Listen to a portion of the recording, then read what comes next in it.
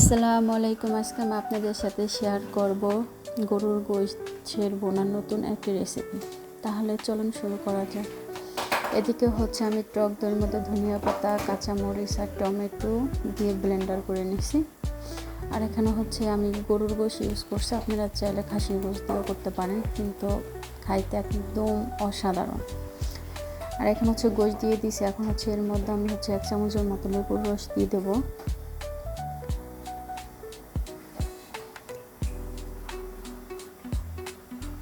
আর এখন হচ্ছে যে পেস্টটা বানিয়ে রেখেছিলাম সেটাই আমি দিয়ে দিচ্ছি। আর এটা কিন্তু রান্না করতে এমনি কোনো মশলা লাগবে না, জাস্ট অল্প মশলায়, আর খাইতে অসাধারণ। কারণ একবার বানাইছি, এখন আমার হাজব্যান্ড বলতেছে আবারও বানানোর জন্য, তাই আবার বানাইতেছি। আর এখন হচ্ছে স্বাদ মতো লবণ দিয়ে দিলাম, দিয়ে এখন ভালো মতো মিক্স করে নেব। সময় নিয়ে ভালো মতো মিক্স করে নিতে হবে। একটু মিক্স করে নিচ্ছি এখানে। আর এখানে হচ্ছে আমি এখন হচ্ছে অ্যাড করে দেব হচ্ছে ব্ল্যাক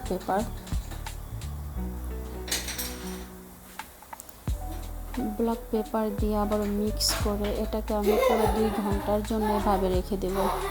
আপনাদের কাছে সময় না থাকলে অন্তত কমপক্ষে 20 মিনিটের জন্য এভাবে রেখে দিতে হবে।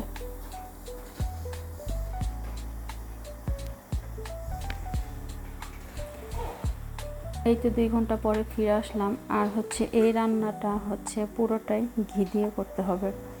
ঘি দিয়ে না করলে কিন্তু গোশের মজা পাওয়া যাবে না। যাই হোক, আর এখানে হচ্ছে আমি দারচিনি দিয়ে দিয়েছি 3-4 টুকরো, আর 4-5টা হচ্ছে সাদা এলাচ। আর এখানে হচ্ছে আমি কেটে রাখা পেঁয়াজ দিয়ে দিচ্ছি। পেঁয়াজটা দিয়ে এখন ভালো মতো নেড়ে চেড়ে ব্রাউন কালার যখন চলে আসবে, তখন হচ্ছে আমি এর মধ্যে 2 চামচের মতো আদা রসুনের পেস্ট দিয়ে দেব।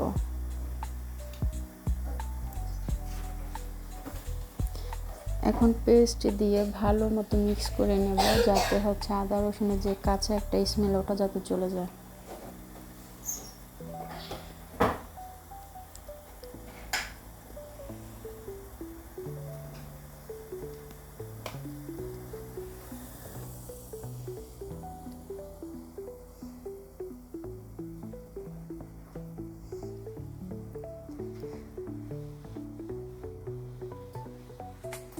আর এখন হচ্ছে আমি এর মধ্যে দিয়ে দেব হচ্ছে গোশ। গোশ দিয়ে এটাকে হচ্ছে ভালো মতো মিক্স করে নেব।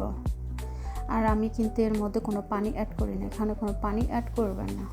পুরো রান্নাটা হচ্ছে মিডিয়াম লোতে রাখতে হবে। আর যখন পুরো কষানো হয়ে যাবে তখন একদম লোতে রেখে দমের মতো রেখে দিতে হবে। আর এখন হচ্ছে ভালো মতো নেড়ে চেড়ে নিচ্ছি আমি।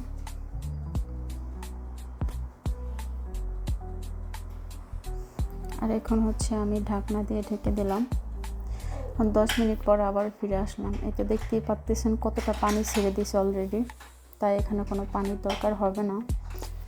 আর যদিও রান্না করতে গেলে যদি দেখেন যদি পানি ছাড়লে তাহলে সামান্য একটু অ্যাড করতে পারেন, কিন্তু আমি এখানে কোনো পানি অ্যাড করিনি।